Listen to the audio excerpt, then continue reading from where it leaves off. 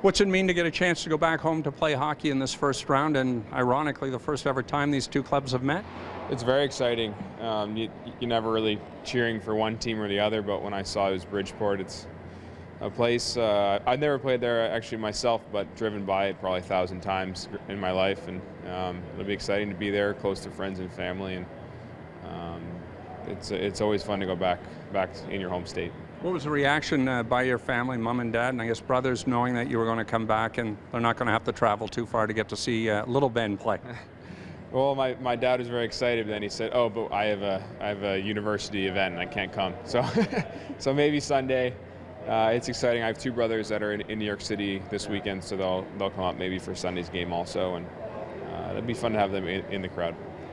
Connecticut, we think of many different things in the world of sport. It's turned into a real hockey power, and they've produced some great players. Take me back to your high school days and just what a great area and the ambience that enabled you to move forward and eventually get to this level. Well, we were lucky. I think a lot of us had a lot of talent around us, and it helped us develop. So our year, it was Mark, Max Pacioretty, and Nick Bonino, and then you have Cam Atkinson. The list goes on. John Quick was a year or two above us. So the list goes on and on of guys that have come up and have played some pro hockey. So we were lucky to have elite players around us, and we all played together. And it's a small state, so you tend to know everyone, and it's turned into quite the hockey powerhouse. And high school hockey and the opportunity to win a New England championship and the recruiting and all goes with it. It's called the silly season in many areas. Is it such in Connecticut as well? A little bit. The high school hockey, it ends in early March, so it's a short season. Right. For the prep schools. I think it goes Thanksgiving to early March. So it was tough when we were playing. Only 8 teams in all of New England prep school made the playoffs. So I think we only made it at Westminster my senior year.